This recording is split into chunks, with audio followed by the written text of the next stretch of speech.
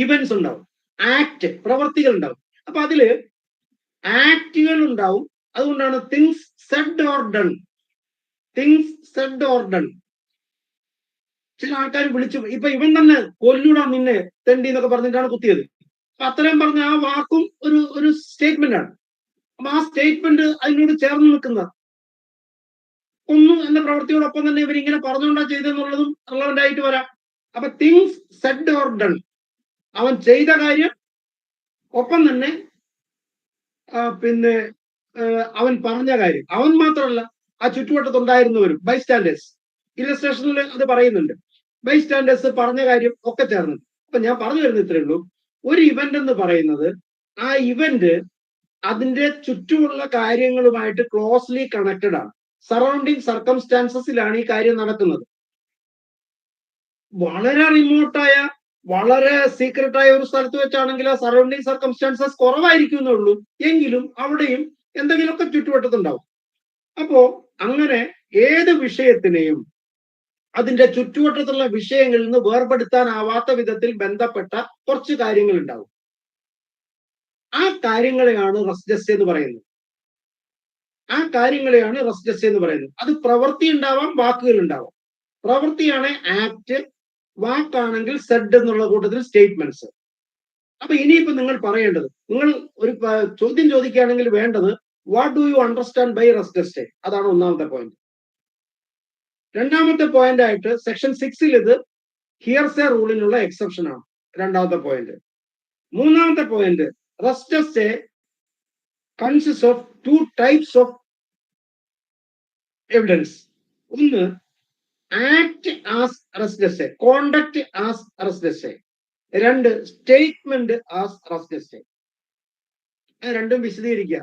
വലിയൊരു എസ്സേ വിശദീകരിക്കാൻ മാത്രം ഉണ്ട് ഇത്. ചെറുതായിട്ടാണ് ചോദിക്കുന്നെങ്കിൽ ഈ പോയിന്റുകൾ വന്നാൽ മതി. ഒന്നാമത്തെ കാര്യം, ആക്ട് ഓർ ഒമിഷൻ ആസ് റെസ്ജസ്റ്റ്. എപ്പോഴാണ് ഒരു ആക്ട്, ഒരു പ്രവൃത്തി റെസ്ജസ്റ്റ് എന്നുള്ള നിലയ്ക്ക് ആ ട്രാൻസാക്ഷന്റെ ഭാഗമായി, foaming part of the same transaction ആവുകയാണെങ്കിൽ അത് എടുക്കാന്നാ പറയുന്നത്. അത് റിലവന്റ് ആണ്. നേരെ ഇതിന് ബന്ധമൊന്നുമില്ല. ഞാൻ ചോദിക്കട്ടെ, എക്സ് വൈയെ കൊന്നോ എന്ന ചോദ്യത്തിന്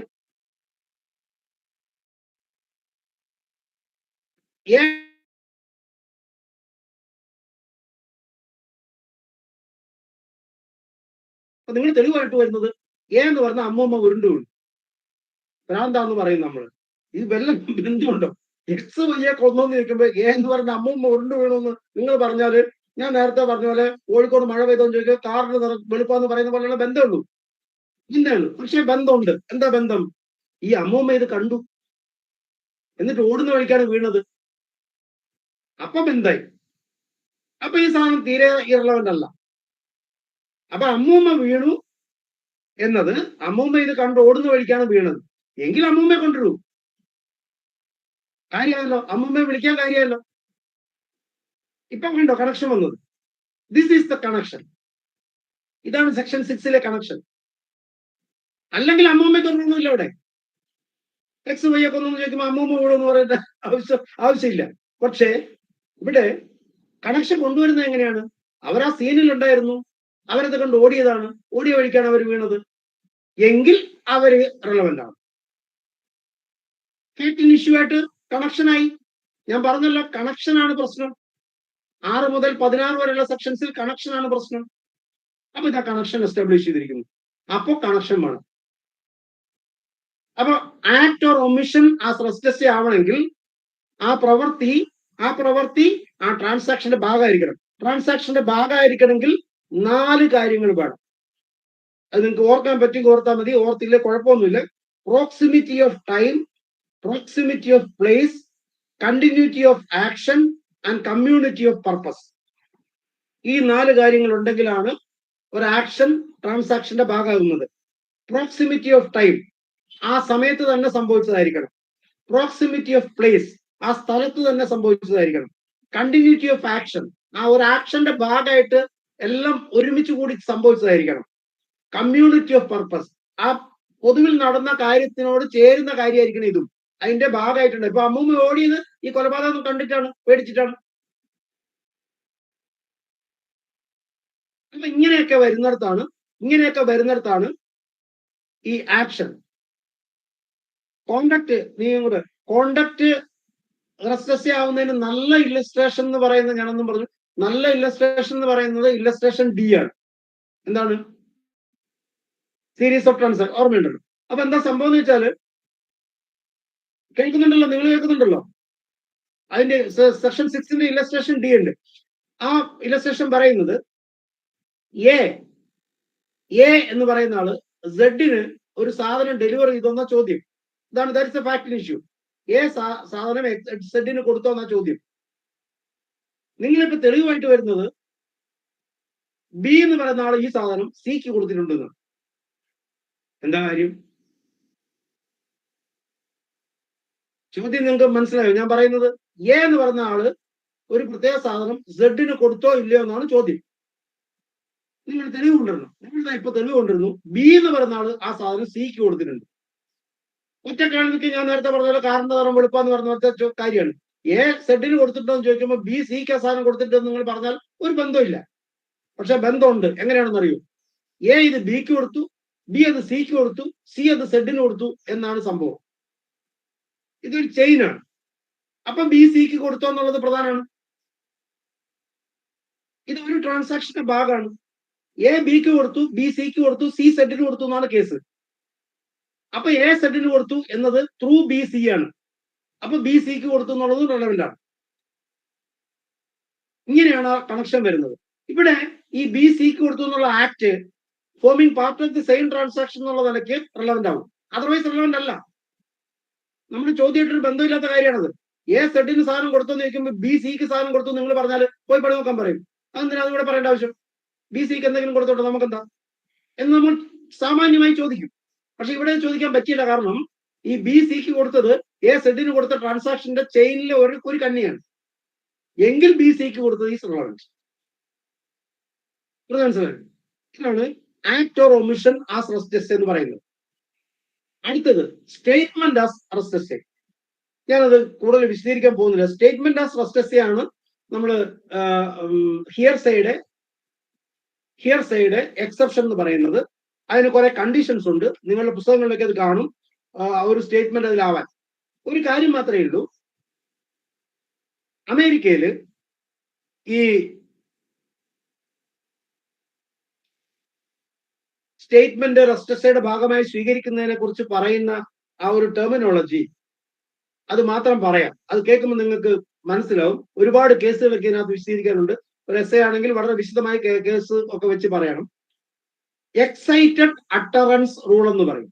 എക്സൈറ്റഡ് അട്ടറൻസ് റൂൾ.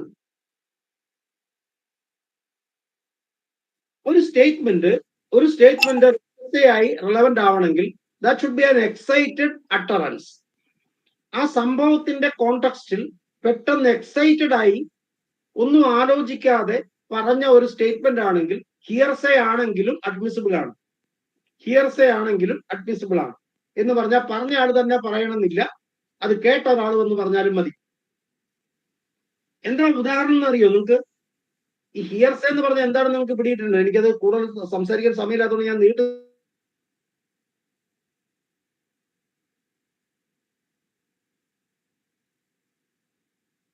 കേട്ടുകേൾവി തെളിവല്ല. ഇതൊരു കേട്ടുകേൾവിയാണ്. ഞാൻ ഉദാഹരണം പറയാം.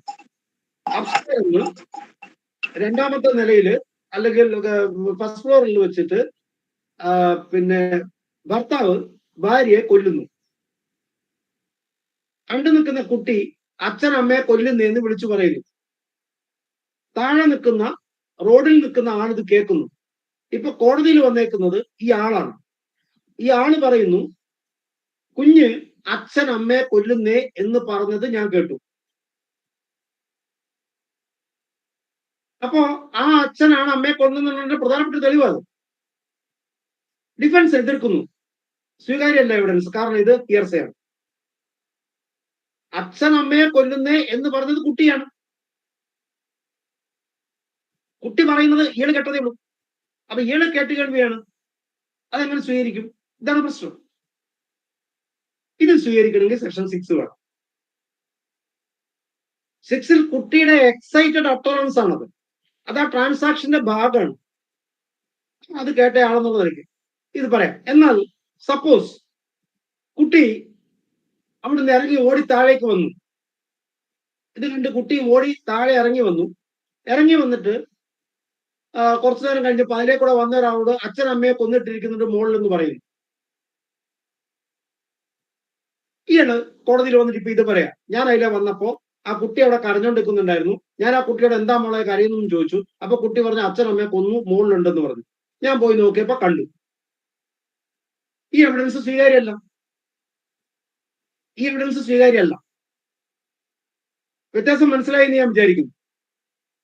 അപ്പൊ statement foaming part of the same transaction ആവാൻ മാത്രം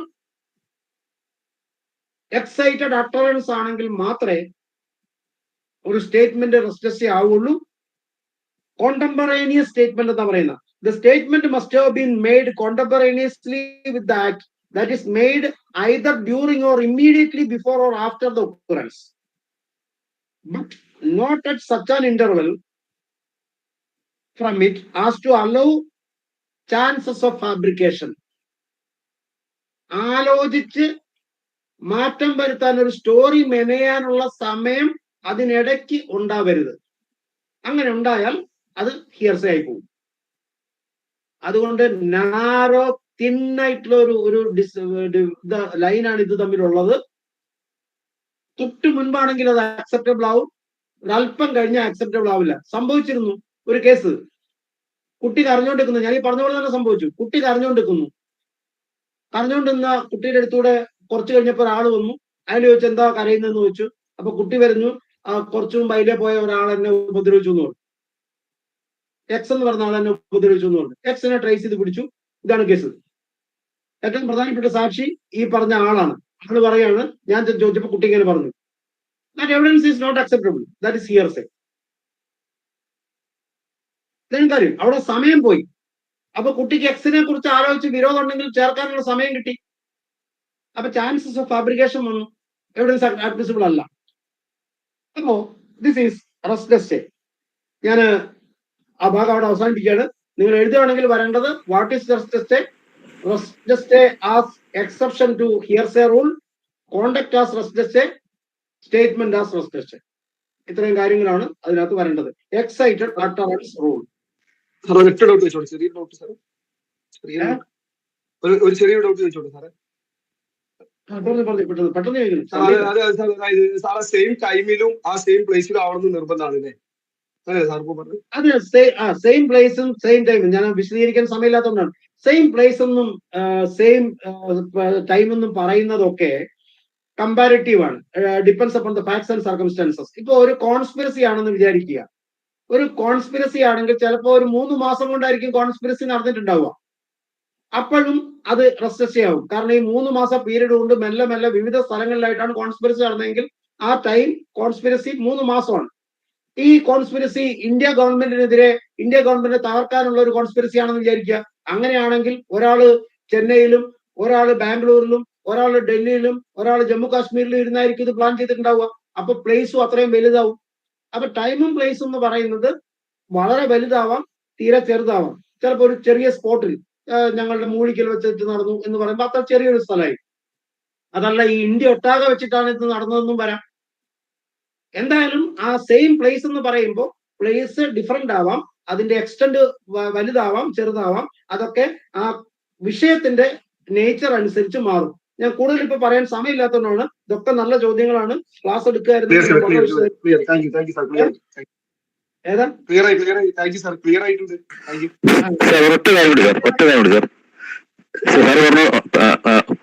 ഒരു ചെറിയ doubt. Proximity of time, proximity of place, continuity of action.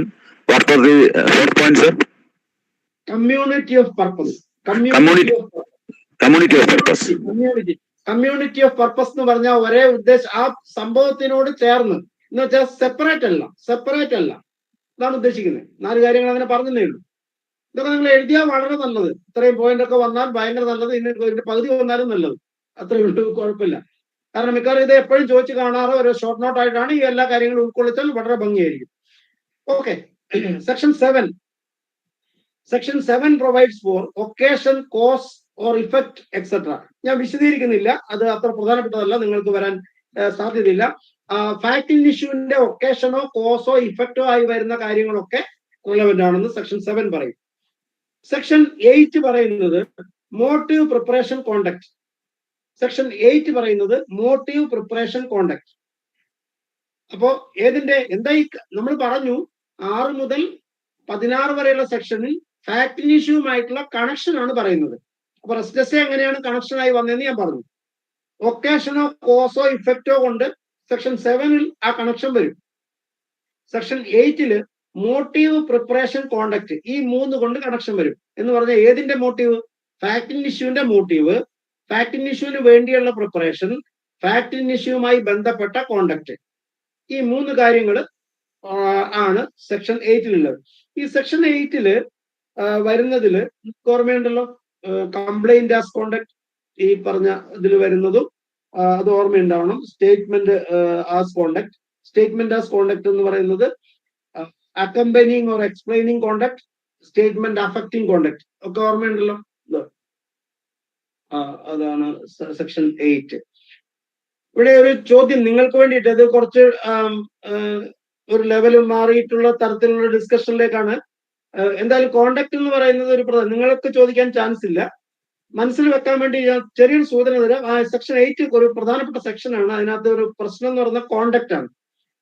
Complaint ഒരു കോണ്ടക്ട് ആയി കൂട്ടാൻ പറ്റുമോ എന്നുള്ളതാണ്. ഞാൻ പറയുന്നത് മനസ്സിലാവുന്നുണ്ടോ സംഭവം? അത് നോക്കി ആരെങ്കിലും ഉണ്ടോ? ആരെങ്കിലും ഇല്ലെങ്കിൽ പിന്നെ ഞാൻ ആ വിഷയം വിട്ടേക്കാം. വളരെ ഡീറ്റെയിൽ ആയി പറഞ്ഞു പോകേണ്ട ഒരു കാര്യം. ഹലോ, കേൾക്കുന്നുണ്ടോ?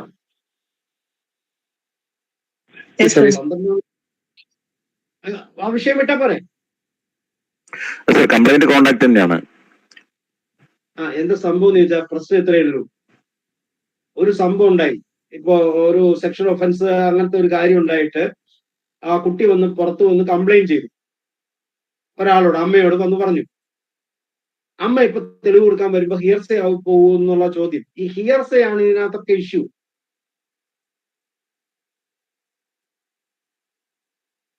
അപ്പൊ അത് കോണ്ടക്ട് എന്നുള്ള നിലയ്ക്ക് എടുക്കുകയാണെങ്കിൽ സെക്ഷൻ 8 അഡ്മിസിബിൾ ആവോ? ഞാൻ പറഞ്ഞ പ്രശ്നം നിങ്ങൾ ആദ്യം മനസ്സിലാക്കണം. ഇന്ത്യൻ എവിഡൻസ് ആക്ടിന്റെ ഒരു വലിയ ഇഷ്യൂ, നിങ്ങൾക്ക് ഒരു സെക്ഷൻ കാണിച്ചു കൊടുക്കാൻ പറ്റിയില്ല, സംഗതി എടുക്കില്ല. അതാണ് പ്രശ്നം. ഇവിടെ ഇപ്പോ അമ്മയോട് വന്ന് പരാതി പറഞ്ഞു. അമ്മ വന്ന് പറയാണ്, കൊച്ചെന്നോട് വന്ന് പരാതി പറഞ്ഞു, ഇങ്ങനെ സംഭവം കഴിഞ്ഞപ്പം ഇന്ന ആളാണെന്നും പറഞ്ഞു. തെളിവ്, വളരെ പ്രധാനപ്പെട്ട തെളിവ് അമ്മയാ കൊണ്ടിരുന്നത്. അപ്പൊ ഡിഫൻസ് എന്നത് അത് സെക്ഷൻ 8 സ്വീകാര്യമാണ്. കാരണം എന്താ വെച്ചാൽ ഈ സംഭവം കഴിഞ്ഞപ്പോ വിക്ടിമിന്റെ കോണ്ടക്ട് എന്നുള്ള നിലയ്ക്ക് അമ്മയോട് പരാതിപ്പെട്ടത് കംപ്ലൈന്റ് ഇസ് എ കോണ്ടക്ട്. അപ്പൊ സ്വീകരിക്കാന്നാ പറയുന്നത്. അങ്ങനെ കുറച്ച് പണിയുള്ളതാണെന്ന് നിങ്ങൾക്ക് മനസ്സിലായല്ലോ. അവിടെ ചോദ്യം കുറച്ച് ടഫായിട്ടുള്ള ചോദ്യമാണ്. അപ്പൊ ഈ കംപ്ലൈന്റ് എന്ന് പറയുന്നത് കോണ്ടക്ട് ആവുകയാണെങ്കിൽ സെക്ഷൻ 8 പറ്റും. മറിച്ച് അങ്ങനെ ഒരു കോണ്ടക്ട് ആയിട്ട് കൂട്ടാൻ പറ്റിയില്ലെങ്കിൽ ആ കംപ്ലൈന്റ് സ്വീകാര്യമല്ല, കാരണം അത് ഹിയർസേ ആണ്. സാർ, ഇപ്പൊ ഒരു മർഡർ നടന്ന ഒരു സ്ഥലത്തു നിന്ന് ഒരാള് അയാളെ ഡ്രസ്സില്ലാത്ത ബ്ലഡ് ആയിട്ട് വരുന്നത് ഒരാൾ കണ്ട്, അപ്പൊ അത് കോണ്ടാക്ട് ആയിട്ട് കൂട്ടാൻ പറ്റുമോ?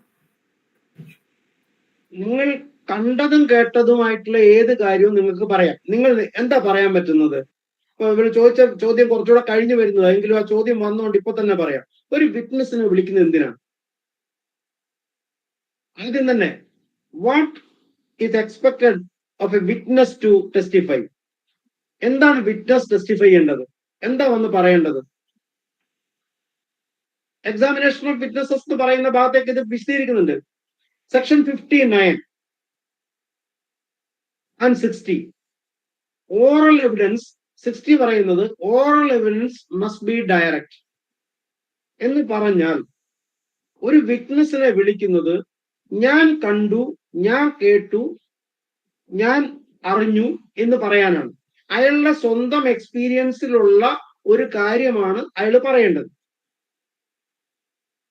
ബ്ലഡുമായിട്ട് പറയേണ്ട ഒരു ഇതായിട്ട് ഒരാൾ നടന്നു പോകുന്ന കണ്ടെങ്കിൽ അത് പറയാം, അയാൾ ഐ വിറ്റ്നസ് ആണ്, ആ കാര്യത്തിന്റെ ഐ വിറ്റ്നസ് ആണ്, അതിനൊരു പ്രശ്നമില്ല.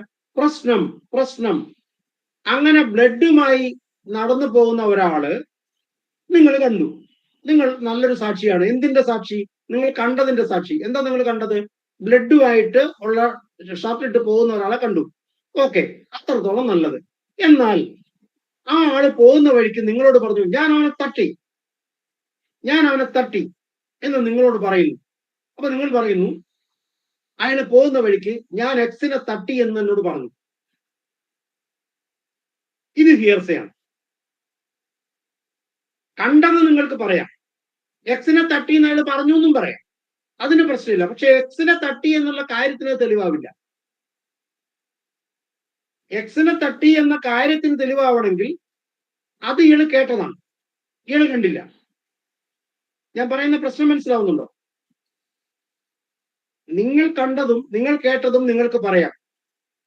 ഇയാള് എന്ന് പറയുന്ന ആള്, അല്ലെങ്കിൽ അവിടുന്ന് ഓടി വന്നുകൊണ്ടിരുന്ന ഒരാള് ഒന്ന് നിങ്ങളോട് പറയാണ്, ഇതാ അവിടെ ഒരു കൊലപാതകം നടന്നു, ഞാൻ അവിടുന്ന് ഓടി വരുന്നതാണ് എന്ന് നിങ്ങളോട് പറഞ്ഞു. നിങ്ങൾ കേട്ടു.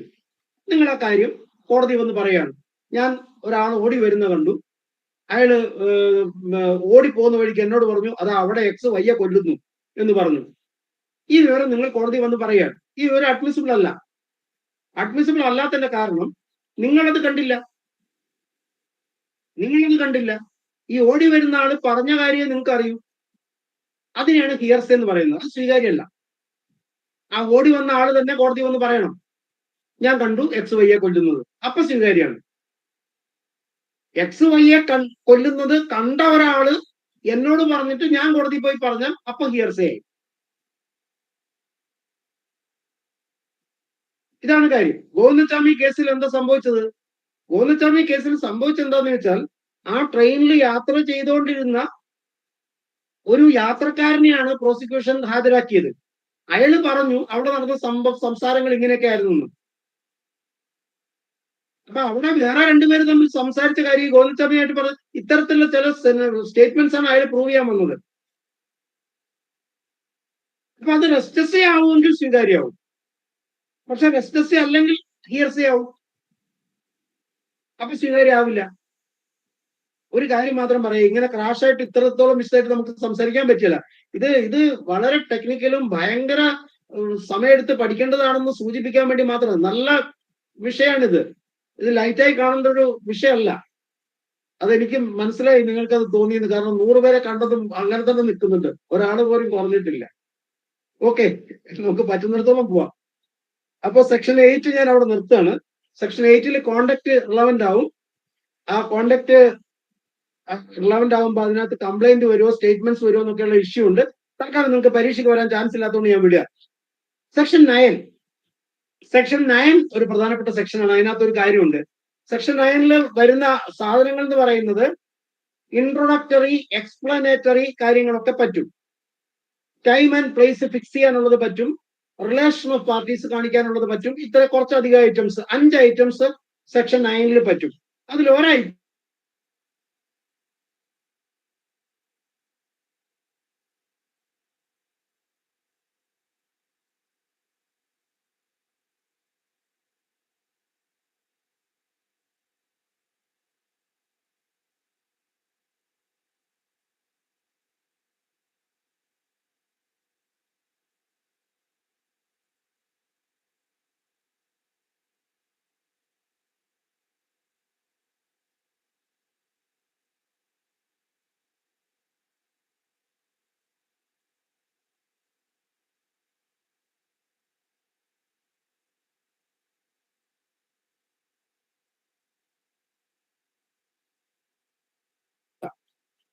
ഞാൻ വീണ്ടും ആവർത്തിക്കുകയാണ്.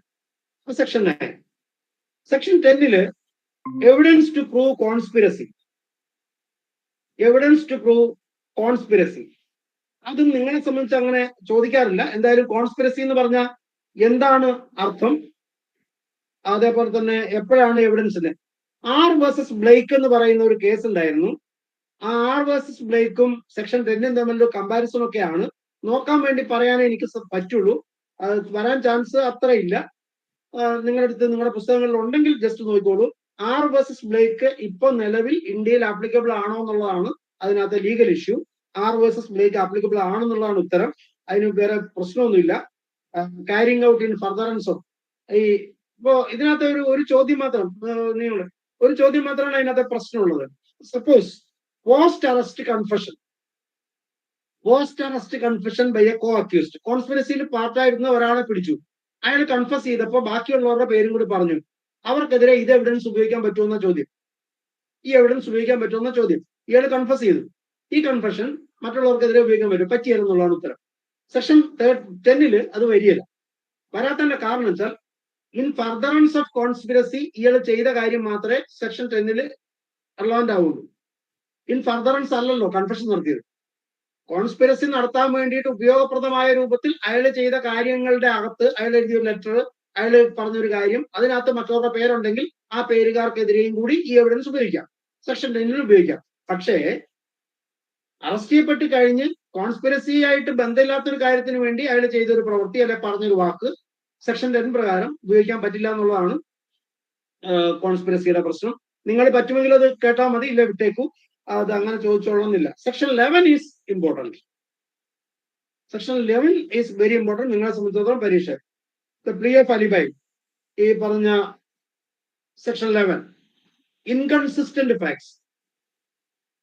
ഇൻകൺസിസ്റ്റന്റ് ഫാക്ട്സ് സെക്ഷൻ 11 അനുസരിച്ച് ഇൻകൺസിസ്റ്റന്റ് ഫാക്ട്സ്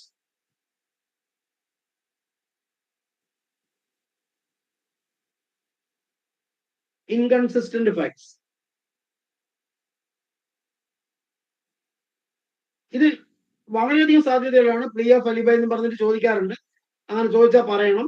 സെക്ഷൻ 11 അത് സ്വീകരിക്കുന്നത്. If 2 facts are inconsistent with each other എന്ന് വെച്ചാൽ അർത്ഥം 2 facts cannot coexist. നല്ല ഉദാഹരണം എന്താണ്? A cannot write a defamatory letter. Why? Because A is illiterate. അപ്പം നീയാണ് ആ അപകീർത്തികരമായ പ്രസ്താവന അടങ്ങുന്ന കത്ത് എഴുതിയത് എന്ന് പറയുമ്പോൾ തെളിവാണ് എനിക്ക് എഴുതാൻ അറിയില്ല. അതേപോലെ ബോംബെയിൽ വെച്ച് നീ പറയുന്നത് ആ സമയത്ത് ഞാൻ കോഴിക്കോടായിരുന്നു. അത് ഇങ്ങനത്തത് പ്ലീ ഓഫ് അലിബൈ എന്ന് പറഞ്ഞാൽ എൽസ്വെയർ എന്നാണ് അർത്ഥം, ഞാൻ മറ്റൊരു സ്ഥലത്തായിരുന്നു. അപ്പൊ ഇങ്ങനെയൊക്കെ പറയാൻ പറ്റുന്ന തെളിവിനെയാണ് ഇത് പറയുന്നത്. ഇൻകൺസിസ്റ്റന്റ് ഫാക്ട്സ് ആണ്.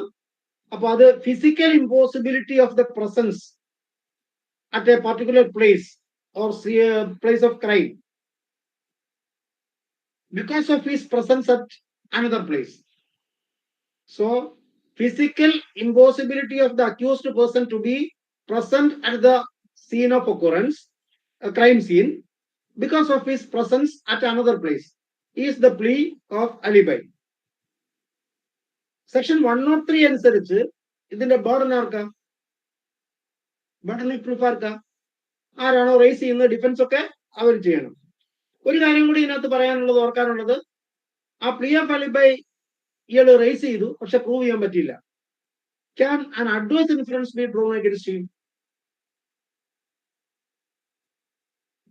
ഇവൻ പറയുന്നു കോഴിക്കോട് വെച്ച് നടന്ന സംഭവത്തിൽ ഞാൻ അന്നേരം ഡൽഹിയിലായിരുന്നു, ഒരു കാരണവശാലും ഇവിടെ എത്താൻ പറ്റാത്ത സാഹചര്യത്തിലാണ്. പക്ഷെ അവന് ഡൽഹിയിലാണെന്ന് തെളിയിക്കാൻ പറ്റിയില്ല, എന്നാൽ കോഴിക്കോടാണെന്നും തെളിയിച്ചിട്ടില്ല. അപ്പൊ ഡൽഹിയിലാണെന്നും തെളിയിക്കാം. പ്രസ്യൂം ചെയ്യാൻ വേണമെങ്കിൽ അങ്ങനെ ക്രിമിനൽ കേസിൽ അസ്യൂം ചെയ്യലോ പരിപാടി ഒന്നുമില്ല. കൃത്യമായ തെളിവുണ്ടെങ്കിൽ മാത്രമേ. നമുക്ക് ഒരാളെ പിടിച്ച് തൂക്കിക്കൊല്ലാൻ പോകുന്ന കേസാണ്, നിങ്ങൾ വെറുതെ അസംഷന്റെ അടിസ്ഥാനത്തിൽ തൂക്കാൻ പറ്റില്ലല്ലോ. ഇവിടെ ഇപ്പൊ പ്രശ്നം എന്ന് വെച്ചാൽ അങ്ങനെ ഒരു അഡ്വേഴ്സ് ഇൻഫ്ലുവൻസ് എടുക്കാൻ പറ്റില്ല. അയാൾ ഡിഫൻസ് റേസ് ചെയ്തു, ആ ഡിഫൻസ് വിജയിച്ചു അല്ലെ വിജയിച്ചില്ല. വിജയിച്ചില്ല എന്നുള്ളത് കൊണ്ട് അയാളുടെ തിരിച്ച് അയാൾ വിചാരിക്കാൻ പറ്റില്ല. അതിന് വേറെ തെളിവുണ്ടാണ്. അയാൾ കോഴിക്കോട് ഉണ്ടായിരുന്നു തെളിയിക്കേണ്ടത് പ്രോസിക്യൂഷന്റെ പണിയാണ്, അത് പ്രോസിക്യൂഷൻ ചെയ്യണം. അല്ലാതെ അയാള് ബോംബെയിൽ ഉണ്ടായിരുന്നു പറഞ്ഞ് തെളിയിക്കാൻ പറ്റാത്തതുകൊണ്ടെന്നാ പിന്നെ അയാൾ മിക്കവാറും കോഴിക്കോടായിരിക്കും എന്ന് വിചാരിച്ചാലോ? അത് തേങ്ങ മോഷ്ടിച്ച പറഞ്ഞ പോലത്തെ കേസാ. നീ തന്നെ ആയിരിക്കും, കാരണം മറ്റേ തേങ്ങ മോഷ്ടിച്ചത് നീയല്ലേ. ബേർഡൻ ഷിഫ്റ്റ് ആവുന്ന പറഞ്ഞത്. ബേർഡൻ ഷിഫ്റ്റ് ആവുന്നില്ലെന്നാ ഞാൻ പറഞ്ഞത്. അങ്ങനത്തെ ഒരു പ്രശ്നം ഇതിനകത്തില്ല. അയാൾ ഒരു ഡിഫൻസ് എടുത്തു, അത് ഏത് കേസിൽ ഇത്രയേ ഉള്ളൂ. ഡിഫൻസ് എടുത്തോളണമെന്ന് പോലും ഒരു നിർബന്ധമില്ല. പ്രോസിക്യൂഷനാണ് ക്രിമിനൽ കേസിനെ സംബന്ധിച്ചിടത്തോളം ബർഡൻ ഓഫ് പ്രൂഫ് 100%. അപ്പൊ പ്രോസിക്യൂഷനാണ് തെളിയിക്കേണ്ടത്. പക്ഷെ ഡിഫൻസ് ഉണ്ടെങ്കിൽ ഡിഫൻസ് എടുക്കാം. അങ്ങനെ ഒരു ഡിഫൻസ് എടുത്ത് ഡിഫൻസ് പരാജയപ്പെട്ടാൽ ആ ഡിഫൻസ് പരാജയപ്പെട്ടതുകൊണ്ട് പ്രോസിക്യൂഷൻ പറയുന്നത് ശരിയായിരിക്കും എന്ന നിലയ്ക്ക് ഒരു ബർഡൻ ഷിഫ്റ്റിംഗ് ഇല്ല. ബർഡൻ ഷിഫ്റ്റ് ചെയ്യണ പ്രിസംഷൻ വേണം. ഇവിടെ പ്രിസംഷന്റെ പ്രശ്നമില്ല. പ്രിസംഷൻ എന്ന് പറഞ്ഞാൽ എല്ലായ്പ്പോഴും ട്രയലിന് മുമ്പ് എടുക്കുന്നതാണ്. ട്രയൽ നടന്നുകൊണ്ടിരിക്കുമ്പോൾ വരുന്ന ഒരു പ്രത്യേക സാഹചര്യത്തിൽ വരുന്ന കാര്യമല്ല. നിങ്ങൾ കോടതി ഒരു പ്രിസംഷനിൽ സ്റ്റാർട്ട് ചെയ്യാണ്. അങ്ങനെ പ്രിസംഷനിൽ സ്റ്റാർട്ട് ചെയ്യണമെന്നുണ്ടെങ്കിൽ അതിന് സ്റ്റാറ്റ്യൂട്ടറി ഓതറൈസേഷൻ വേണം. കോടതിക്ക് സൗകര്യം പോലെ എടുക്കാൻ പറ്റില്ല. ഇപ്പൊ മേ പ്രസ്യൂം ആണെങ്കിൽ കോടതിക്ക് ആ ഫാക്ട്സ് ആൻഡ് സർക്കംസ്റ്റാൻസിൽ എടുക്കാം. ഷാൾ പ്രസ്യൂം ആണെങ്കിൽ സ്റ്റാറ്റ്യൂട്ട് പറയണം ഇന്ന സ്ഥലത്തൊക്കെ കോടതി ആ പ്രിസംഷനിൽ സ്റ്റാർട്ട് ചെയ്യണം. പ്രിസംഷൻ ഓഫ് ഇന്നസെൻസ് കോടതിക്ക് ഇഷ്ടമുണ്ടെ എടുത്താൽ പോരാ, അതിൽ തുടങ്ങണം നിർബന്ധമാണ്.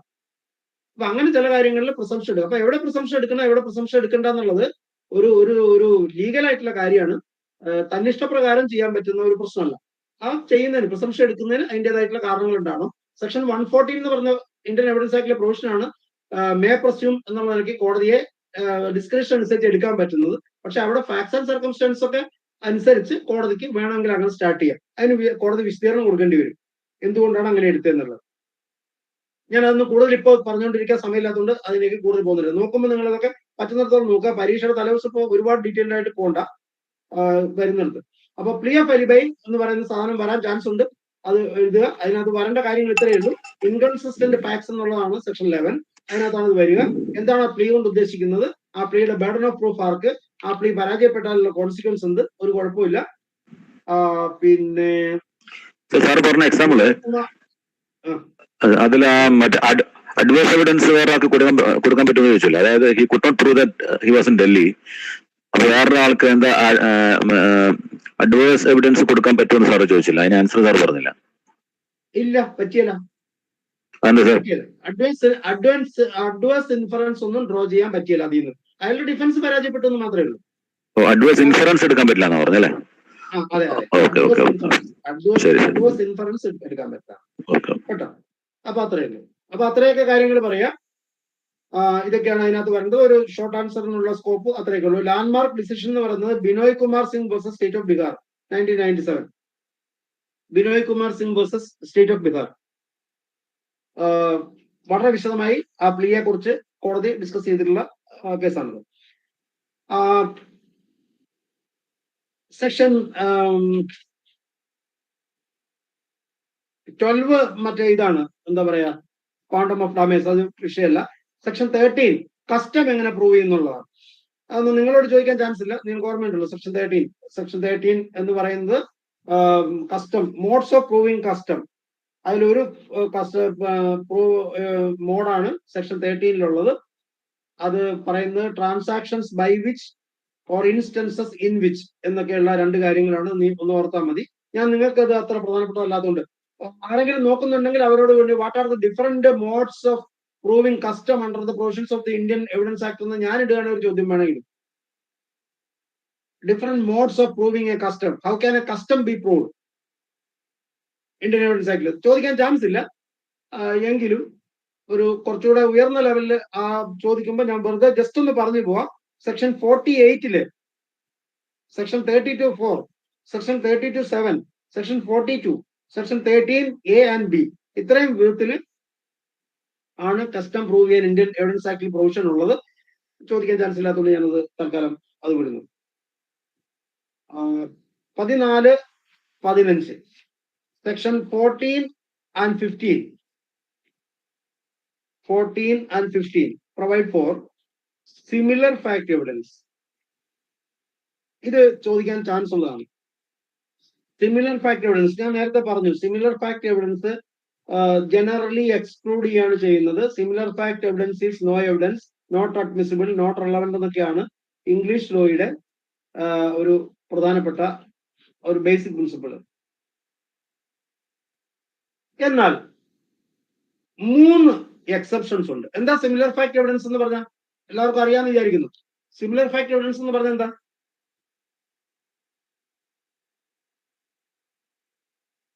ഹലോ, കേൾക്കുന്നുണ്ടോ? സർ, അതായത് സെയിം ആയിട്ടുള്ള മുന്നേ ഒരു ടെസ്റ്റ് ഒരാൾ ചെയ്തിട്ടുണ്ടെങ്കിൽ തന്നെ ചെയ്തെന്നുള്ള ഒരു മനസ്സിലായി. ഇതിന്റെ ബേസിക് ആയിട്ടുള്ള പ്രിൻസിപ്പിൾ ഇത്രയേ ഉള്ളൂ. You cannot convict a person of a crime by proving that he has committed another crime. ചോദ്യം ഇവൻ വയ്യ കൊന്നോന്ന, എക്സിനോടുള്ള ചോദ്യം അല്ലെ എക്സുമായിട്ട് ബന്ധപ്പെട്ട ചോദ്യം എക്സ് വയ്യ കൊന്നോന്നാണ്. അപ്പൊ നിങ്ങൾ തെളിയിക്കുന്നത് എക്സിന് മുമ്പ് എനെയും ബിനെയും കൊന്നിട്ടുള്ളതാണ്. അതുകൊണ്ടെന്ത് എനെയും ബിനെയും മുമ്പ് കൊന്നിട്ടുണ്ട് എന്നുള്ളത് വയ്യനെ കൊന്നു എന്നുള്ളത് തെളിവാവുന്നില്ലല്ലോ. അപ്പൊ മുമ്പ് നിങ്ങൾ ചില കാര്യങ്ങൾ ചെയ്തു എന്നുള്ളത് ഇപ്പം നിങ്ങളുടെ മുമ്പിലുള്ളതിന് നേരെ തെളിവൊന്നും നിങ്ങൾക്ക് തരാനില്ല.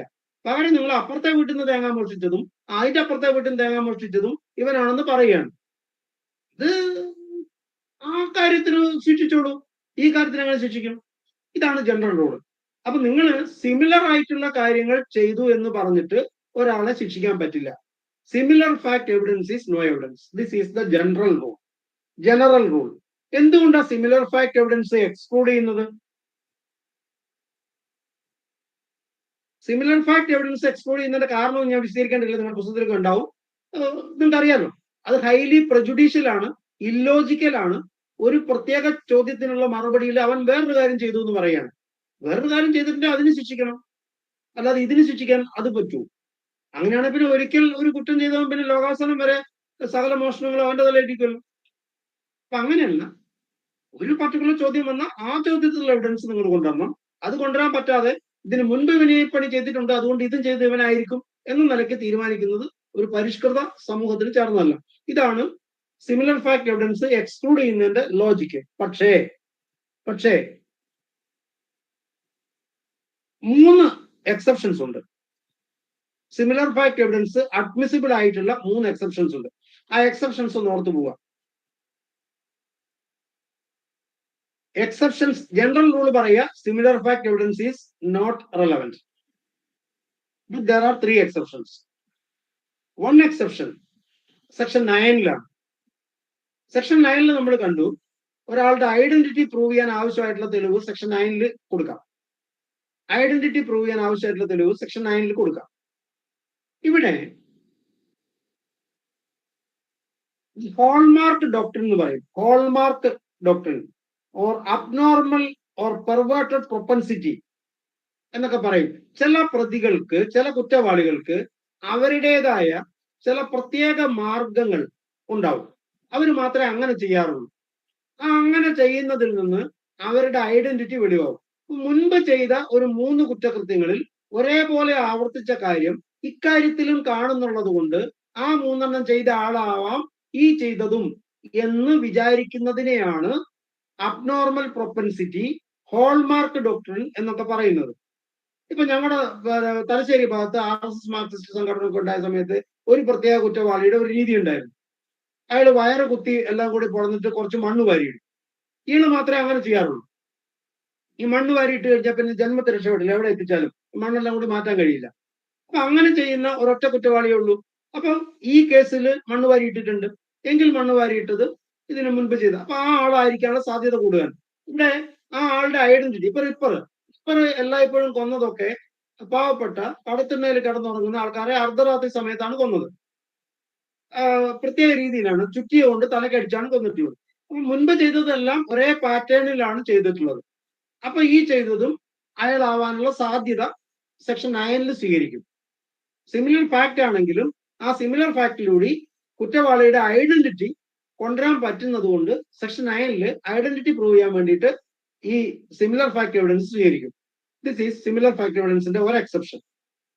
രണ്ടാമത്തെ exception, to prove a mental element under section 14. Section 14-ൽ മെന്റൽ എലമെന്റ് പ്രൂവ് ചെയ്യാൻ വേണ്ടിയിട്ട് പറ്റും. നല്ല ഉദാഹരണം ആ ഇല്ലസ്ട്രേഷനിൽ തന്നെ പറയുന്ന നല്ലൊരു ഉദാഹരണം ഞാൻ പറയാം. എക്സ് വൈയെ വെടിവെച്ചു എന്നുള്ളതാണ് ചോദ്യം. എക്സ് അതിനു മുൻപ് എയും ബിയെയും വെടിവെച്ചിട്ടുണ്ട് എന്നുള്ളത് സ്വീകാര്യമല്ല. എക്സ് അതിനു മുൻപ് എയും ബിയെയും വെടിവെച്ചിട്ടുണ്ട് എന്നുള്ളത് സ്വീകാര്യമല്ല. കാരണം അത് സിമിലർ ഫാക്ട് ആണ്, യാതൊരു ബന്ധവുമില്ല.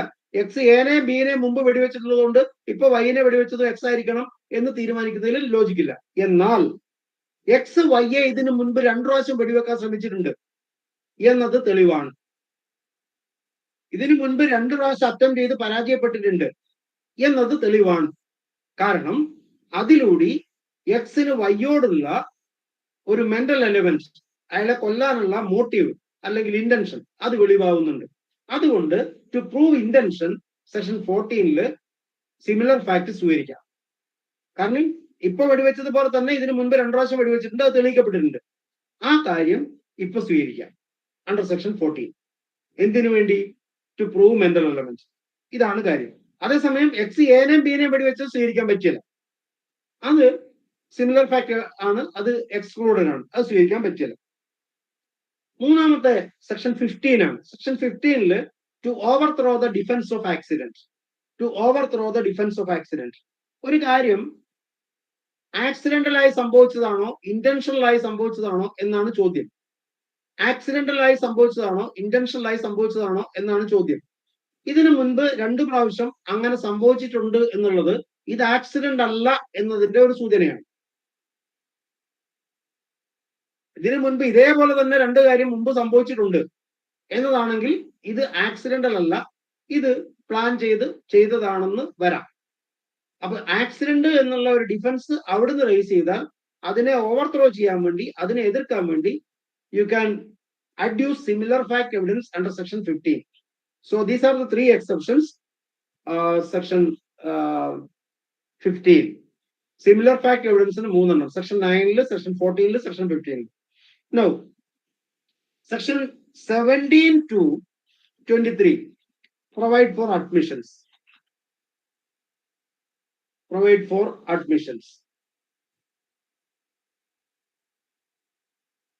And 24 to 31 provide for confessions. Admissions and confessions. ഏറ്റവും വളരെ പ്രധാനപ്പെട്ട ഒരു ഏരിയയാണ് admissions and confessions.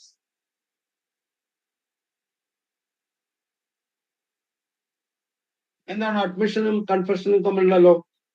Admissions and confessions ഏതാണ്ട് 100% എന്ന് പറയാവുന്ന തരത്തിൽ ഉറപ്പായി വരാവുന്ന ചോദ്യമാണ് അഡ്മിഷനും കൺഫെഷനും. അതിലേത് വേണമെങ്കിലും വരാം, ഇതിലെവിടുന്ന് വേണമെങ്കിലും വരാം, പ്രോബ്ലം വരാം, അങ്ങനെയൊക്കെ. അപ്പൊ ഇതിനകത്ത് അഡ്മിഷൻസിന്റെ പോയിന്റ്സ് ഒക്കെ ഓർമ്മയുണ്ട്. എന്താണ് section 17 defines admission. Section 18, 19, 20 whose admissions are relevant. 21 by whom provable. 22 and 22A oral admission as to contents of a document. 23 without prejudice admission. ഇത്രയാണ് ആ സെക്ഷൻസ്. നിങ്ങൾ ആരെയും കാണുന്നില്ല, ആരും ഒന്നും മിണ്ടുന്നില്ല. പറയൂ, എന്താ കഥ? ഞാൻ കൂടുതൽ പറയേണ്ടതില്ലല്ലോ, നിങ്ങൾ നോക്കിയിട്ടുണ്ടാവും വിചാരിക്കുന്നു. ഈ ഇന്ത്യൻ എവിഡൻസ് ആക്ടിലെ ഏറ്റവും ബ്രില്യന്റ് ആയ സെക്ഷൻസിൽ വരണമെന്ന് ഞാൻ പറയും. ഒരു സെക്ഷൻസ് ആണ് അഡ്മിഷൻസിനെ കുറിച്ചുള്ളത്. മനോഹരമായിട്ടാണ് അത് ഡ്രാഫ്റ്റ് ചെയ്തിട്ടുള്ളത്. അതിന്റെ ഭംഗിയൊക്കെ ഇപ്പൊ കൂടുതൽ വിശദീകരിക്കാൻ എനിക്ക് സമയമില്ല. കാരണം എന്താ വെച്ചാൽ സെക്ഷൻ 17 വായിച്ചാൽ നമുക്ക് ഭ്രാന്ത് പിടിക്കും. എന്താ സെക്ഷൻ 17 പറയുന്നത്? Admission is any statement giving any inference as to any fact in issue or learn fact എന്നാണ്. അപ്പൊ ഏത് സ്റ്റേറ്റ്മെന്റും അഡ്മിഷൻ ആണെന്ന് വരും.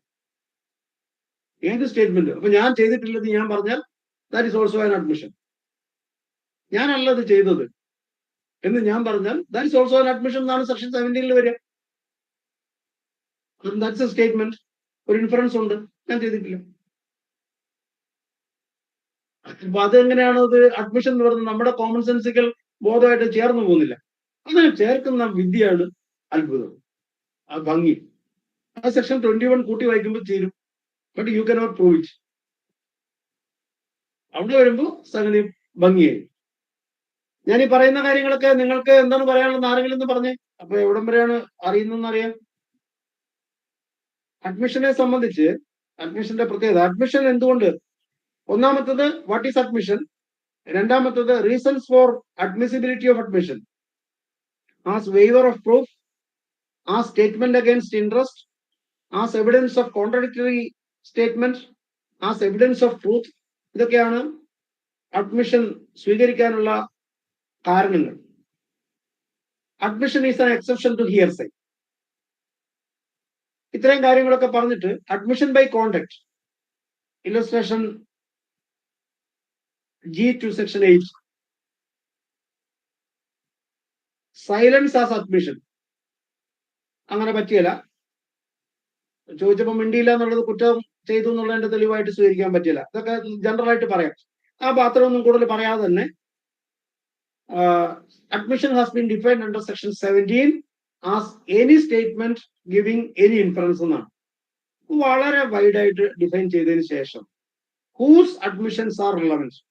സെക്ഷൻ 18 മുതൽ 20 വരെയുള്ള ആൾക്കാരുടെ അഡ്മിഷൻ ആണ് റിലവന്റ് ആയിട്ടുള്ളത്. സെക്ഷൻ 18 മുതൽ 20 വരെയുള്ള ആൾക്കാരുടെ അഡ്മിഷൻസ് ആണ് ഉള്ളത്. ആരൊക്കെയുള്ളത്? 4 കാറ്റഗറിയാണ്. പാർട്ടീസ്, പിന്നെ പാർട്ടീസിന്റെ ഏജന്റ്സ്, പാർട്ടീസിന്റെ legal representatives including trustees, receivers, executors, administrators etcetera. 4ാമതായി തേർഡ് പാർട്ടീസ്. തേർഡ് പാർട്ടീസിൽ 4 പേര്. ആരൊക്കെയാണ്? പെക്യൂനറി ഓർ പ്രൊപ്പറേറ്ററി ഇൻട്രസ്റ്റ് അതിനകത്തുള്ളവര്, ഉദാഹരണത്തിന് joint owners. Predecessor in title, മുമ്പ് ഈ പ്രോപ്പർട്ടി കൈവശം വെച്ചിരുന്ന ആള്. Whose position is in issue, whose position is in issue section 19 എന്ന് വെച്ചാൽ എന്താ അർത്ഥം? എനെ ഞാൻ ബിന്റെ അടുത്ത് നിന്ന് പൈസ മേടിക്കാൻ വേണ്ടി ചുമതലപ്പെടുത്തി. എ പറയാണ് ബി തരാനില്ലെന്ന്. അപ്പൊ ബി പറഞ്ഞ ഒരു സ്റ്റേറ്റ്മെന്റ് ഉണ്ട്, ഞാൻ കൊടുക്കാനുണ്ട്. That is relevance, that is an admission.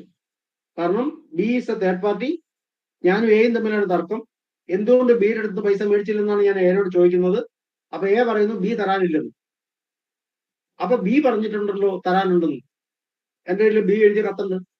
That കത്ത് is evidence as admission. Because in between A and me, ഞങ്ങൾ രണ്ടുപേർക്കിടയ്ക്ക് B is A third party. Third പാർട്ടിയുടെ അഡ്മിഷൻ എനിക്ക് അനുകൂലമായിട്ടുള്ള സാധനമാണ്. അത് എക്കെതിരാണ്. അത് എനിക്ക് കാണിക്കാം. കാരണം എന്താണെന്ന് വെച്ചാൽ his position is in issue. ഇതാണ് കാര്യം. റെഫറീസ് എന്ന് വെച്ചാൽ പോയി ചോദിച്ചിട്ട് വരാൻ പറഞ്ഞാൽ അയാള്. നിങ്ങളാരും ഒന്നും മിണ്ടുന്നില്ലല്ലോ. സർ അഡ്മിഷൻ ആക്സെപ്റ്റ് ചെയ്യാനുള്ള കാരണങ്ങൾ സാർ ഒന്ന് ഓടിച്ചു പോയോ? ഒന്നുകൂടി റിപ്പീറ്റ് ചെയ്യാമോ sir? Admission as waiver of proof. Admitted facts need not be proved. Section 56. Admitted facts need not be proved. 58. അപ്പൊ ഞാൻ നേരത്തെ പറഞ്ഞ അതെവിടെയായിരുന്നു? 56. തമ്മിൽ മാറിപ്പോയതാ. ജുഡീഷ്യൽ നോട്ടീസ് 56ഉം admitted facts need not be proved 58. എന്ന് വെച്ചാൽ സെക്ഷൻ 58 അനുസരിച്ച് അഡ്മിറ്റ് ചെയ്ത് കഴിഞ്ഞാൽ പിന്നെ തെളിവ് വേണ്ട. കാരണം ദർ ഇസ് നോ ഇഷ്യൂ. അപ്പൊ admitted facts need not be prove. അതാണ് അഡ്മിഷൻ സ്വീകരിക്കാനുള്ള ഒരു പ്രധാനപ്പെട്ട കാരണം. അതുകൊണ്ട് ജുഡീഷ്യറിന്റെ ജോലി ഒഴിഞ്ഞു. എന്നാൽ സമ്മതിക്കാൻ അവർ തമ്മിൽ തർക്കമില്ല. രണ്ടാമത്തത് സ്റ്റേറ്റ്മെന്റ് അഗെയിൻസ്റ്റ് ഇൻട്രസ്റ്റ് ആണ്. ഒരാൾ അയാൾക്കെതിരായിട്ട് സ്വയം പറഞ്ഞേക്കുന്ന കാര്യമായതുകൊണ്ട് വിശ്വസനീയമാണ്. ഞാൻ എനിക്ക് തന്നെ ഹാംഫുൾ ആയിട്ടുള്ള ഒരു കാര്യം പറഞ്ഞിട്ടുണ്ടെങ്കിൽ ദാറ്റ് ഈസ് റിലയബിൾ. അതാണ് statement against interest. 3, contradictory statements എന്നുള്ള നിലയ്ക്ക്. കാരണം ഇപ്പൊ വന്നിട്ട് കോടതി പറയുന്നതും നേരത്തെ അഡ്മിറ്റ് ചെയ്തതും തമ്മിൽ കോൺട്രഡിക്ഷൻ ഉണ്ട്. അതുകൊണ്ട് ഇതുള്ളവനാണ്. എപ്പോഴും അഡ്മിഷൻ കൊണ്ടുവരുന്നത് നമുക്കെതിരായിട്ട് മറ്റേ സൈഡാ കൊണ്ടുവരിക. അപ്പൊ ഞാനിപ്പോ കോടതി വന്ന് പറയുന്നതിന് എതിരായി ഞാൻ പറഞ്ഞ ഒരു കാര്യം ഉണ്ടെങ്കിൽ അത് ഓപ്പോസിറ്റ് സൈഡ് കൊണ്ടുവരും. നിങ്ങൾ മുമ്പ് പറഞ്ഞത് ഇങ്ങനെ അല്ലല്ലോ എന്ന് പറയും. അപ്പൊ അന്നേരം പറഞ്ഞത് ഇപ്പൊ പറഞ്ഞത് തമ്മിൽ കോൺട്രഡിക്ടറി ആണ്. അതുകൊണ്ട് അത് റിലവന്റ് ആണ്. അത് ട്രൂത്ത് ആവാനുള്ള സാധ്യത വളരെ കൂടുതലാണ്. As evidence of truth. These are the 4 grounds why admission is relevant. Admission is defined under section 17. 18 to 20 ഇത്രയും പേരുടെ അഡ്മിഷൻ ആണ് റിലവന്റ് ആവുക. അടുത്തത് സെക്ഷൻ 21 ഇനാണ് ഇതിനകത്ത് ഏറ്റവും പ്രധാനപ്പെട്ട സെക്ഷൻ. സെക്ഷൻ 21 ചോദിക്കുന്ന ചോദ്യം, by whom admission can be proved? By whom provable? Who can prove admission? Generally, admission cannot be proved by the maker of the statement. Maker of the statement. Admission നടത്തിയ ആൾക്ക് ആ statement prove ചെയ്യാൻ പറ്റില്ല. ഞാനല്ല ഇത് ചെയ്തത്, എന്താ തെളിവ്? ഞാൻ പറഞ്ഞു, അത് തെളിവല്ല. ഞാനല്ല അത് ചെയ്തത്, എന്താ തെളിവ്? ഞാൻ ഡയറിയിൽ എഴുതിയിട്ടുണ്ട്, അല്ലെങ്കിൽ ഞാനാണ് ചെയ്തത്, ഞാനാണത് ചെയ്തത്, അത് എന്റേതാണ്, എന്താ തെളിവ്? എന്റെ ഡയറിയിൽ ഞാൻ എഴുതിയിട്ടുണ്ട്. എന്റെ ഡയറിയിൽ എഴുതിയ എനിക്ക് അനുകൂലമായ സ്റ്റേറ്റ്മെന്റ് എനിക്ക് തന്നെ പ്രൂവ് ചെയ്യാൻ പറ്റില്ല. എനിക്ക് തന്നെ അനുകൂലമായിട്ടുള്ള എന്റെ തന്നെ സ്റ്റേറ്റ്മെന്റ് ഞാൻ തന്നെ കോടതിയിൽ പ്രൂവ് ചെയ്യാൻ വന്നാൽ അത് സ്വീകാര്യമല്ല. എന്നാൽ ഞാൻ ഇപ്പൊ എടുക്കുന്ന സ്റ്റാൻഡിന് വിരുദ്ധമായ ഒരു സ്റ്റാൻഡ് മുമ്പ് എടുത്തിട്ടുണ്ടെന്ന് എന്റെ ഓപ്പോസിറ്റ് പാർട്ടിക്ക് പറയാം. So admission is always provable only against the person who made it. ആരാണോ സ്റ്റേറ്റ്മെന്റ് നടത്തിയത്, മുൻപ് നടത്തിയത്, അയാളുടെ ആ സ്റ്റേറ്റ്മെന്റിന് എതിരായിട്ട് ഉള്ള കാര്യം ഇപ്പൊ പറയുകയാണെങ്കിൽ അപ്പൊ പഴയ സ്റ്റേറ്റ്മെന്റ് മറ്റേയാൾക്ക് പറയാം. admission is always provable only against the maker, not in favor of the maker. ഇതാണ് റൂള്. സെക്ഷൻ 21. അഡ്മിഷൻ അനുകൂലമായി അഡ്മിഷൻ സ്വീകരിക്കാൻ പറ്റില്ല, പ്രതികൂലമായത് മാത്രമേ സ്വീകരിക്കാൻ പറ്റുള്ളൂ. പക്ഷേ 3 എക്സെപ്ഷൻസ് ഉണ്ട്. 3 എക്സെപ്ഷൻസ് ഉണ്ട്. ഏതൊക്കെയാണ്? സെക്ഷൻ 32, സെക്ഷൻ 14,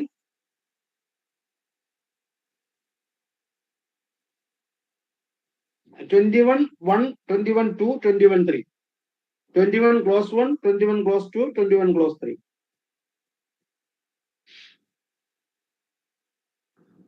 സെക്ഷൻ 32 വരുന്ന പോലെ ഒരു സാഹചര്യത്തിൽ പറഞ്ഞതാണെങ്കിൽ അത് പറ്റും. സെക്ഷൻ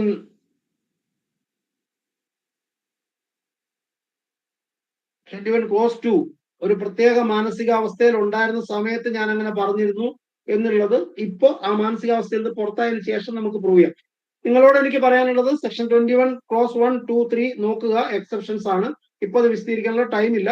അത് നോക്കിയാൽ അത് പറഞ്ഞ് നിങ്ങളുടെ പുസ്തകത്തിൽ എങ്ങനെയാണോ പറഞ്ഞിട്ടുള്ളത് അതേപോലെ നോക്കിയാൽ മതി. ഞാൻ പറയുന്നത് ഇത്രയേ ഉള്ളൂ. അഡ്മിഷൻ ജനറലി സെക്ഷൻ 17 ഡിഫൈൻ ചെയ്തു. ആരുടെ അഡ്മിഷൻ ആണ് റിലവന്റ് എന്ന് 18 മുതൽ 20 വരെ പറഞ്ഞു.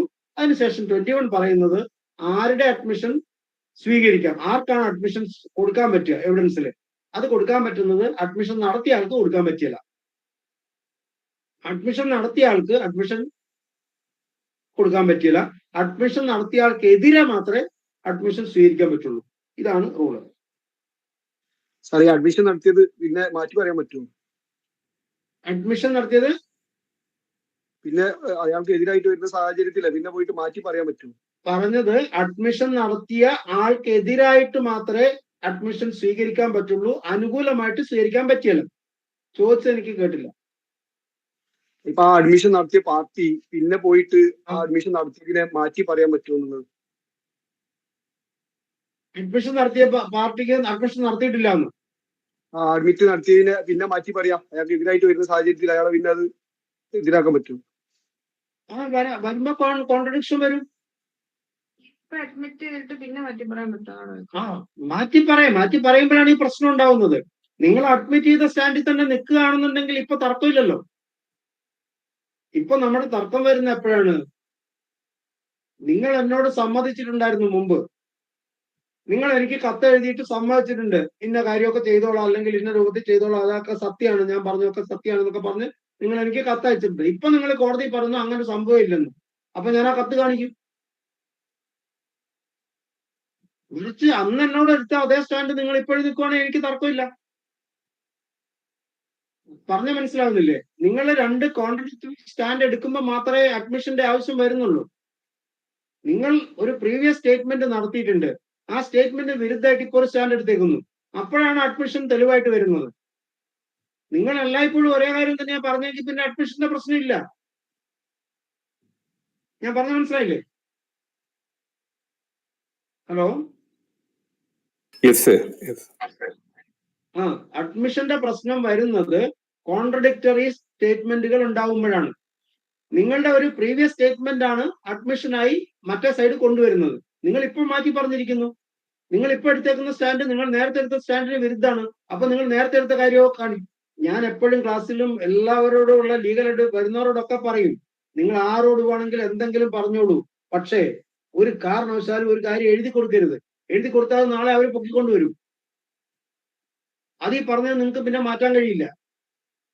10 വട്ടോ പറ്റുമെങ്കിൽ 15 വട്ടോ ആലോചിച്ചിട്ടേ എഴുതാവൂ എന്തെങ്കിലും കാര്യം. അപ്പൊ എഴുതി കൊടുത്തു കഴിഞ്ഞാൽ അത് അഡ്മിഷൻ ആവും. ആ അഡ്മിഷൻ നമുക്ക് എതിരായിട്ടുള്ള തെളിവാവും. അത് വളരെ സൂക്ഷിച്ച് വേണം ചെയ്യാൻ. മാത്രമല്ല, ആ അഡ്മിഷനകത്ത് ചിലപ്പോൾ എസ്റ്റോപ്പൽ വരും. നമുക്ക് വേറെ സ്റ്റാൻഡ് എടുക്കാൻ പറ്റില്ല. എസ്റ്റോപ്പൽ വന്നു കഴിഞ്ഞാൽ മറ്റേ ആൾ അതിനനുസരിച്ച് പ്രവർത്തിച്ചു കഴിഞ്ഞാൽ എസ്റ്റോപ്പൽ വരും. സെക്ഷൻ 115 എവിഡൻസ് ആക്ട് അറിയാലോ. എസ്റ്റോപ്പൽ വന്നു കഴിഞ്ഞാൽ പിന്നെ നമുക്ക് ആ സ്റ്റാൻഡിൽ നിന്ന് മാറാൻ കഴിയില്ല.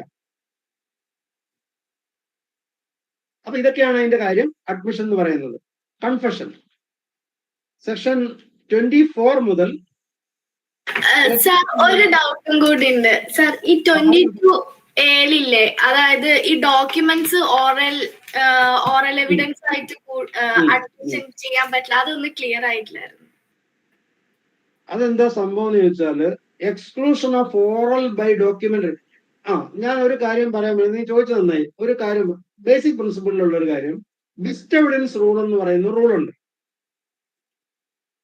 ഇംഗ്ലീഷ് എവിഡൻസ് ലോയിൽ ബെസ്റ്റ് എവിഡൻസ് റൂൾ എന്ന് പറയുന്ന റൂളുണ്ട്. ബെസ്റ്റ് എവിഡൻസ് റൂൾ എന്ന് പറഞ്ഞാൽ വ്യത്യസ്ത എവിഡൻസുകൾ ഒരു കാര്യത്തെ കുറിച്ചുണ്ടെന്ന് വിചാരിക്കുക. ഒരു ഫാക്ട് പ്രൂവ് ചെയ്യാൻ നിങ്ങളുടെ കയ്യിൽ പല മാർഗങ്ങൾ ഉണ്ടെങ്കിൽ the best evidence should be adduced. ഇപ്പൊ നിങ്ങളെ സംബന്ധിച്ചിടത്തോളം നിങ്ങളുടെ കയ്യിൽ ഒരു ഡോക്യുമെന്റ് ഉണ്ട്, അതിന്റെ ഒറിജിനൽ ഉണ്ട്, അതിന്റെ കോപ്പി ഉണ്ട്, ആ കോപ്പിയിൽ നിന്ന് എടുത്ത കോപ്പി ഉണ്ട്, പലതുണ്ട്. എങ്കിൽ ഒറിജിനൽ കൊടുക്കണം, കാരണം that is the best evidence. ഉള്ള എവിഡൻസുകളിൽ ഏറ്റവും നല്ലത് ഏതാണോ ആ നല്ല എവിഡൻസ്, ബെസ്റ്റ് എവിഡൻസ് കൊടുക്കണം. ബെസ്റ്റ് എവിഡൻസ് റൂൾ എന്ന് പറയുന്നത് അതാണ്. അപ്പോ ഒരു ഡോക്യുമെന്റും ഒരു ഓറൽ എവിഡൻസും ഒരു സാക്ഷിയും ഉണ്ടെന്ന് വിചാരിക്കുക. അങ്ങനെ ഡോക്യുമെന്റ് ഉണ്ടെങ്കിൽ ആ ഡോക്യുമെന്റിന്റെ കണ്ടന്റ്സ് എന്താണെന്ന് അറിയാൻ വേണ്ടി അതിനകത്ത് എഴുതിയേക്കുന്നത് ഇതാണെന്ന് വേറൊരാൾ പറയുന്നതിനേക്കാൾ നല്ലത് ആ ഡോക്യുമെന്റ് തന്നെ കൊണ്ടുവരുന്നതാണ്. അതുകൊണ്ട് contents of A document cannot be proved by oral evidence എന്ന് പറയും. എന്ന് പറഞ്ഞാൽ ഞാൻ പറയാണ്, ഞാനും ബിയും തമ്മിൽ എയും തമ്മിൽ ഒരു കോൺട്രാക്ട് ഉണ്ട്, ആ കോൺട്രാക്ട് എഴുതി രജിസ്റ്റർ ചെയ്തിട്ടുണ്ട്, അതിൽ പറഞ്ഞേക്കുന്നത് ഇങ്ങനെയൊക്കെയാണ്. കോടതി പറയും വർത്താനം നിർത്ത്, ആ സാധനം കൊണ്ടുപോവാ.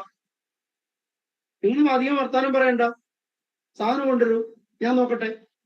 കാരണം ഞാനിപ്പോ പറയുന്നത് ഓറൽ എവിഡൻസ് ആണ്, സാക്ഷിമൊഴിയാണ്.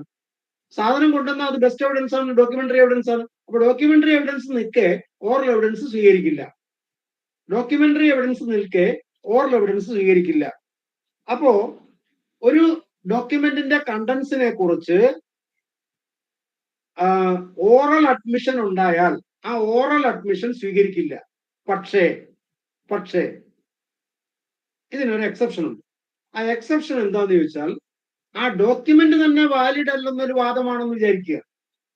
സപ്പോസ് ഞാനും എയും തമ്മിൽ ഒരു കോൺട്രാക്ട് ഉണ്ടെന്നുള്ളതാണ് കാര്യം. എ പറയുന്നു അങ്ങനെ ഒരു കോൺട്രാക്ട് ഉണ്ടെന്ന്. ആ കോൺട്രാക്ടിനകത്ത് പറഞ്ഞേക്കുന്നത് ഇതാണെന്ന് പറയാൻ വേണ്ടി ഒരു തെളിവ് എനിക്ക് കൊടുക്കാൻ പറ്റില്ല. ഞാൻ സാക്ഷിയായിട്ട് എന്നെ വിസ്തരിച്ചിട്ട് ഞാൻ പറയാണ് ആ കോൺട്രാക്റ്റിൽ പറഞ്ഞേക്കുന്നത് ഇങ്ങനെയൊക്കെയാണ് എന്ന് പറയാൻ വേണ്ടി തീരുമാനിച്ചാൽ കോടതി സമ്മതിക്കില്ല, ആ കോൺട്രാക്ടിനെ കൊണ്ടുവരാൻ പറയും. എന്നാൽ എന്റെ വാദം ആ ഡോക്യുമെന്റ് കൊയേർഷനിലൂടെ തോക്ക് ചൂണ്ടി എന്നെ കൊണ്ട് ഒപ്പിടിച്ചതാണ്, ആ ഡോക്യുമെന്റ് നിലനിൽക്കുന്നതല്ല, ഇതെനിക്ക് ഉന്നയിക്കാം ഓറലായി. ഇതിന് ഡോക്യുമെന്റ് കൊണ്ടുവരണ്ട. ഞാൻ പറയുന്നത് എ കൊണ്ടുവരാനിരിക്കുന്ന ആ കോൺട്രാക്ട് കൊയേർഷനിലൂടെ, ഫ്രോഡിലൂടെ, മിസ്റെപ്രസന്റേഷനിലൂടെ എന്റെ അടുത്തുനിന്ന് തെറ്റായി മേടിച്ചതാണ്. ഇക്കാര്യം എനിക്ക് ഓറലായിട്ട് പറയാം. എന്ന് വെച്ചാൽ I am challenging the validity of the document itself. ആ ഡോക്യുമെന്റിന്റെ തന്നെ വാലിഡിറ്റിയെ ചലഞ്ച് ചെയ്യുമ്പോൾ അത് ചെയ്യാൻ പറ്റും. അങ്ങനെ പറയുന്നതിന്റെ കാരണം ഇപ്പൊ ഇനി സപ്പോസ് എ അഡ്മിറ്റ് ചെയ്തിട്ടുണ്ട്.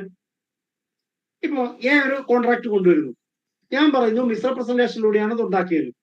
തെളിവായിട്ട് ഞാൻ കൊണ്ടുവരുന്നത് എ എനിക്ക് എഴുതിയൊരു കത്താണ്, അതിൽ പറഞ്ഞിട്ട് തെറ്റുപറ്റിപ്പോയി സോറി എന്ന് അയാൾ എനിക്ക് എഴുതിയൊരു കത്ത് ഞാൻ പ്രൊഡ്യൂസ് ചെയ്യണം. That is an admission on his part that he made some misrepresentation. അപ്പൊ മിസ്റെപ്രസന്റേഷൻ എന്നുള്ള എന്റെ വാദത്തിന് തെളിവായി ഞാൻ കൊണ്ടുവരുന്നത് അയാളുടെ ഭാഗത്തുള്ള അഡ്മിഷനാണ്. അയാൾ പറയുന്നു തെറ്റുപറ്റിപ്പോയി സോറി, ഈ കത്ത് ഈസ് അഡ്മിസിബിൾ. ഞാൻ പറഞ്ഞൊക്കെ മനസ്സിലായോ? കേൾക്കുന്നുണ്ടായിരുന്നല്ലോ സർ. അതായത് നമ്മള് ഈ ഒരു ഡോക്യുമെന്റ്സിന്റെ കണ്ടന്റ് പ്രൂവ് ചെയ്യാൻ ഓറൽ എവിഡൻസ് പറ്റില്ല എന്ന് പറഞ്ഞു. അത് തന്നെ 63 സെക്കൻഡറി എവിഡൻസിൽ ക്ലോസ് 5 ആയിട്ട് പറയുന്നുണ്ട് 65 പറ്റും. 65 പറ്റുന്ന സാഹചര്യത്തിലാണ് പറ്റും. ഡോക്യുമെന്റ് ലോസ്റ്റ് അങ്ങനെയുള്ള ഗ്രൗണ്ട്സ് ഉണ്ട്. 65 പറഞ്ഞേക്കുന്ന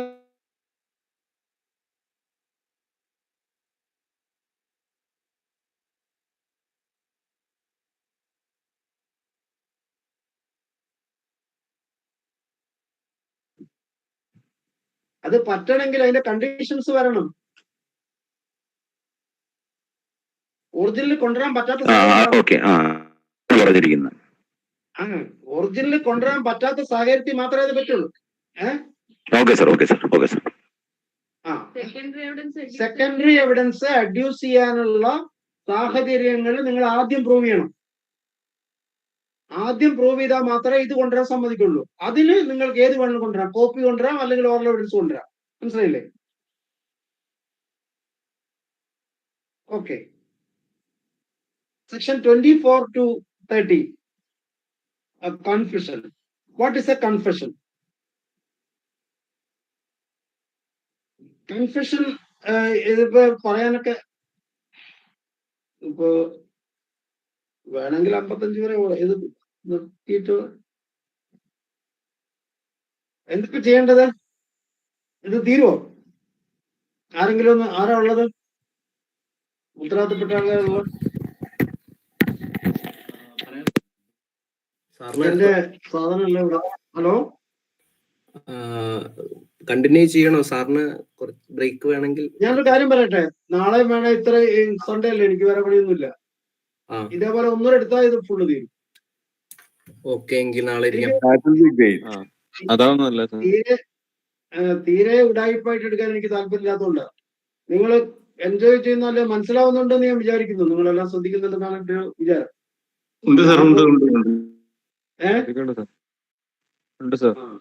മനസ്സിലാവുന്നുണ്ട് സാർ, മനസ്സിലാവുന്നുണ്ട്. ഞാൻ വല്ലാതെ സ്പീഡിലാണ് പോകുന്നത്. ഇതൊക്കെ വളരെ വിശദമായിട്ട് ചെയ്യണ്ടാവില്ല, എങ്കിലും തീരെ മോശമാക്കാതിരിക്കാൻ ശ്രദ്ധിച്ചുകൊണ്ടാണ് ഞാൻ ചെയ്തത്. അങ്ങനെ ഒന്നാമത്തെ പ്രശ്നം എന്ന് വെച്ചാൽ എനിക്ക് വല്ലാതെ ഭയങ്കരമായിട്ട് ഇഷ്ടമുള്ള ഒരു വിഷയമാണ്. അപ്പോ അത് പറയുമ്പോ ചിലപ്പോ പിന്നെ കൂടി പോവാതിരിക്കാൻ ശ്രദ്ധിച്ചുകൊണ്ടാണ് ചെയ്തത്. ഇനിയിപ്പോ നമ്മൾ പോയാലും ഇപ്പൊ 1 മണിയായില്ലേ, ഇനി അധികം പോവില്ല. ഞാൻ കൺഫെഷൻ തൊട്ടുള്ളത് അങ്ങോട്ട് നാളെ നോക്കാം കേട്ടോ. ഇതേപോലെ 12 ഇനിയുള്ള ഭാഗം കമ്പാരിറ്റീവ്ലി സ്പീഡിൽ ഓടും. എനിക്ക് നിങ്ങൾക്കൊരു ഫൗണ്ടേഷൻ ആയി കഴിഞ്ഞാൽ പിന്നെ പറയാൻ എളുപ്പമാണ്. ഇപ്പൊ പറഞ്ഞിടത്തോളം നിങ്ങൾ നോക്കുക. ഞാൻ പ്രധാനം എന്ന് പറഞ്ഞ ഭാഗമൊക്കെ പ്രധാനമായിട്ട് നോക്കിയിട്ട് ബാക്കിയുള്ളത് ഒന്നുകൂടെ ഒന്ന് നോക്കിയിട്ട് വന്നാല് നാളെ 10:30 ബാക്കി പറയാം. നാളെ എനിക്ക് വേറെ പ്രത്യേകിച്ച് കുഴപ്പങ്ങളില്ല കേട്ടോ.